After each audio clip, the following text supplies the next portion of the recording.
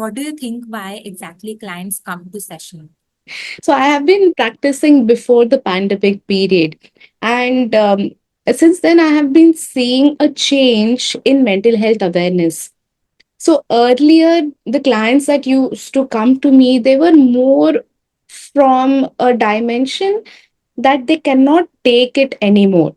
They have reached their saturation point, or let's say Threshold? that threshold, you can call it.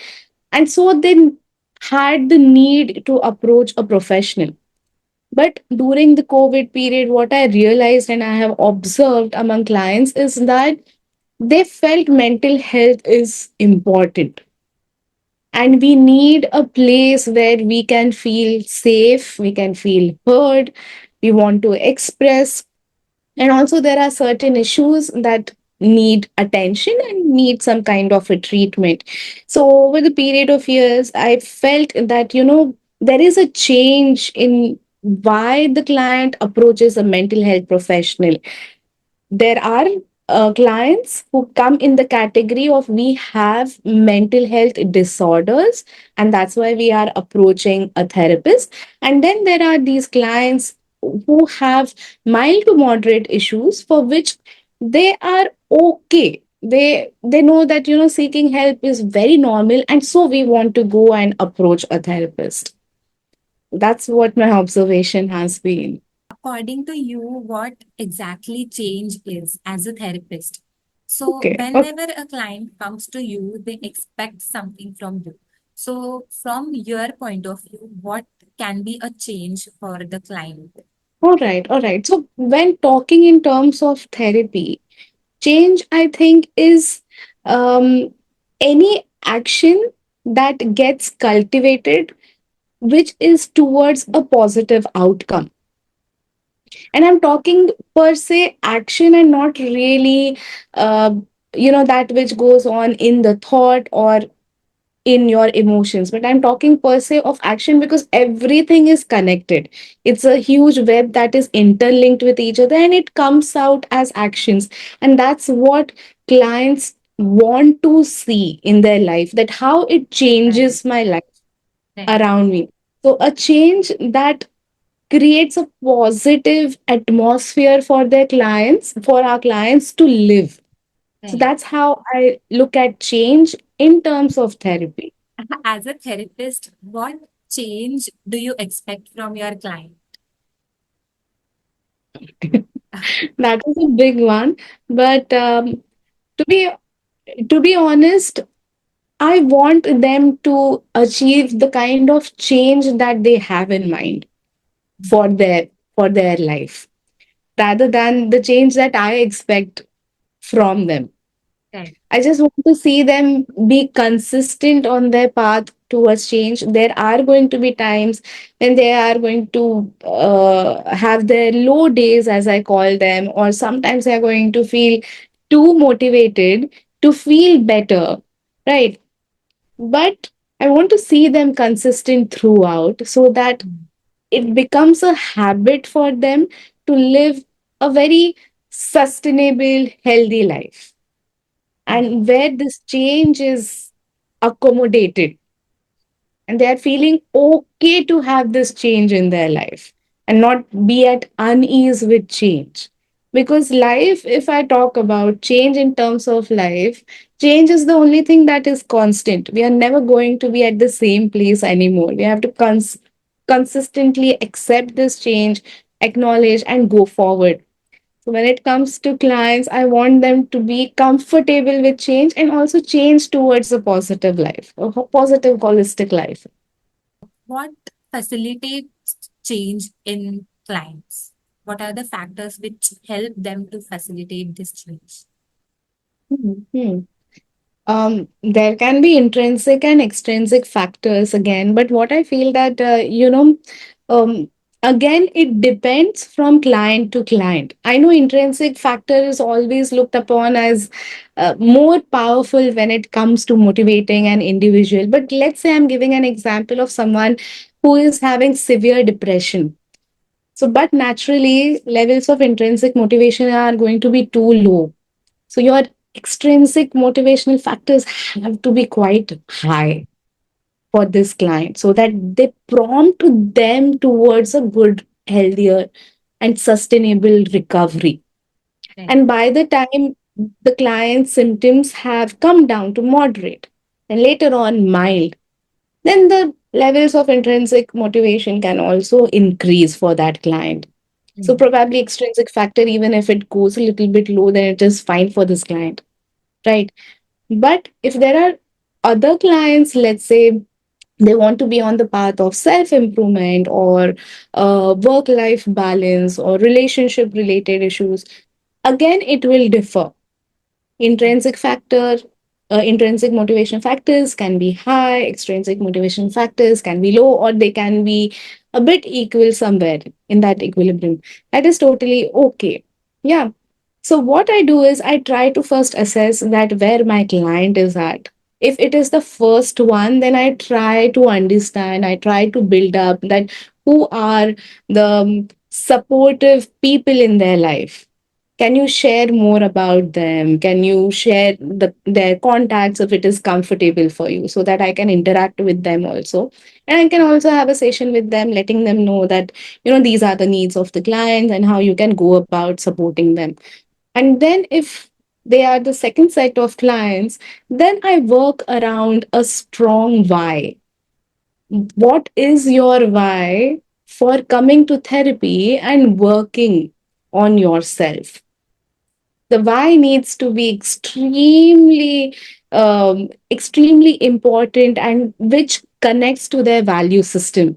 So if they have that, if we are able to explore it, then they feel very motivated, pumped up to work on themselves. And so, even what I have observed is that they are able to stay consistent in their journey. And even if sometimes there are minor setbacks here and there, let's say they have to attend a family function for which they are not able to come to therapy, or there are festivities, or something or the other, maybe they have taken a trip and there is a gap. Still, when they come back, when they are reminded of their strong why, it doesn't take them a lot of time to again get going and work on themselves. So, here the intrinsic motivational factor plays a key role in keeping them, uh, consistent and compliant towards a change, a positive change. What do you think? What hinders the change? What are Hmm. the obstacles they might be feeling while going through that change? Okay, okay. So first is this, change is uncomfortable.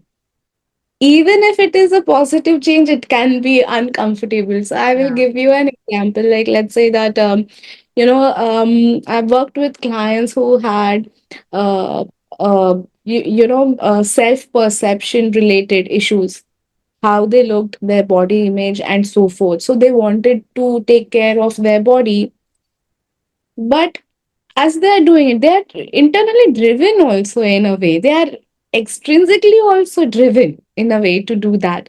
But as they are going through that transition of change, it makes them uncomfortable. There are different self doubt thoughts that come up that, am I worthy of this change? What will happen when this change completely happens in my life?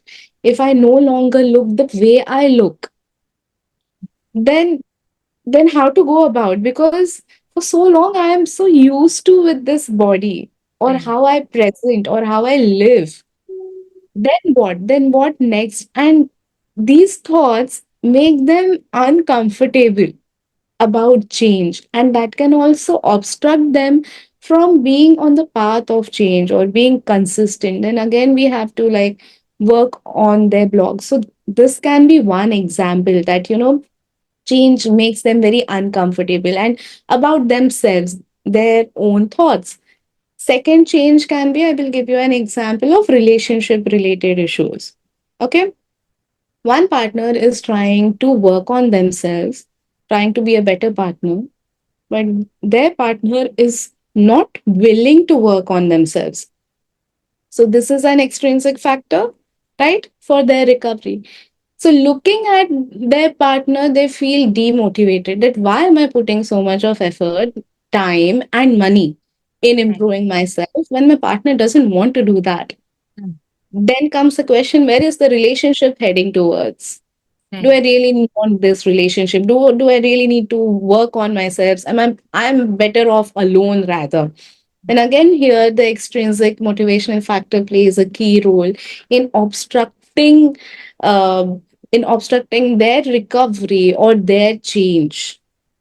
That is another. Third, what I would say is it is not easy to sit with your thoughts and emotions. Although you are ready and you are doing that initially, but then there comes a point when through therapy, there are other paths that get opened up, Right. which you are not ready for. Right. So it comes out, and then you are totally shocked that, oh, this part existed and I never knew about it. And oh no, I have to now sit with it too. That realization can also be hindering in therapy itself. So again, to work through that so that it doesn't hinders all the progress that you have made as a client. Fourth, what I feel is that finance related issues can also come up, which hinders the client's progress and ultimately, their path towards a change, because it may not be comfortable for all the clients to pay a certain amount every month. Right. So again, that can be another major factor. Again, it can be worked about by the therapist if they are open for sliding scale or maybe changing the mode of therapy sessions and curbing down the fees, then that can be helped out. And fifth factor, I think that again it goes back to somewhere social support, whether the client is supported by their families, friends, colleagues, or their partners. Right. If they feel that no, therapy is just waste of money, or you're wasting your time talking to someone else, why don't you talk to us instead? If there's that kind of a pressure getting built up on client, they will also quit. That can happen too.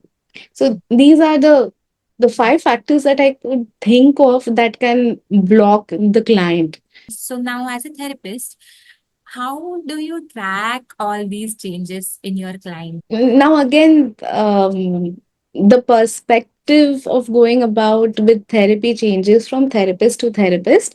I like structure in my therapy session. So, what I do is I ask them to come up with some goals for therapy sessions. And of course, they are revolving around the different change that they are expecting through therapy, right? But I am not too pressed upon ticking off all these goals that were um, uh, you know uh, that were fixed in the beginning of the therapy session. I see that gradually how we are progressing ahead, and I know that these goals that we are even forming, they are interlinked. Right. So I try to track them down likewise, that where are we at after we have completed certain number of sessions. I again tend to revisit these goals, that hey, how are you feeling now? These are the goals that we had set initially. Do you think that we have fulfilled some of these goals? What is your thought about it? Or if they're not able to explain, then I use a rating scale based question, that from a scale of 1 to 5 or 10 or whatever percent, if that is comfortable for my client, then just give me a rating, and so that I understand where we are at. I tend to revisit goals, again modify them based on what they think. And while terminating the sessions, again, I see how they are doing. And as I said, that change for me is more holistic change, that it brings uh, quite a positive change in almost all areas of their life, and tapping on their behaviors, because it shows out in behaviors, and the thoughts and emotions are, of course, there. And one more point is that how they feel in their body as well. That if these three factors are good to go, then of course you're going to feel better in your body too. Even if you have worked on a problem, After a point, how do you get to know if the change has occurred or not? Now, after like getting trained in TFT, my approach has changed and it has become bottom up approach to therapy. So why this? But it's not like with every client I use bottom up approach, because there are some clients who really need cognitive restructuring and they are good to go. Yeah. But why I am pressing on bottom up right now is because we start with tapping on your body, with some relaxation techniques over there. And then the major part is emotions regulation. Yeah. So we are frequently talking about certain topics, trying to bring them up, regulating these emotions for few sessions at least, and combining them with relaxation techniques so that you're feeling those intense emotions, your body is also feeling them, and then again soothing them down. So coming up, soothing down, right? And that works. And there comes a point when I understand that as we are talking about it, the client no longer feels that triggered as they used to feel triggered initially. And then it becomes very easy to work on their thoughts. Yeah. And they themselves are able to come up with solutions for what they were feeling challenged about when they came to therapy sessions. So, so that works, in my opinion. I also feel that, the kind of rapport that you built with your client is extremely important. Because let's say in the first two sessions, my client did not open up with me about the topic uh, that was very close to them and that really needed help. But as they felt that, okay, now I can trust her, they are opening up to me. Yeah. But this can be for 1 2 sessions, probably 1 to 5 sessions. I've even noticed that even after a year, they have opened up about, let's say, a sexual assault, which they were not ready to talk about. They worked on everything else, but not this part. Yeah. And then later on, they opened up. And as a therapist, I knew that, something probably at this front might be bothering them and may have resulted in another other set of issues, Yeah. but I'm not pressing directly on that because it is their space to talk about it. Right. Yeah. So again, giving them that compassionate space to become ready, to trust you, and finally work on it. It's quite a process. It may feel as if it's quite descriptive, cannot be seen, but it can actually be seen in Yeah. therapy sessions. Like the readiness can be seen in a client's, let's say, body language, how much they are describing or explaining, their tone also, that also matters.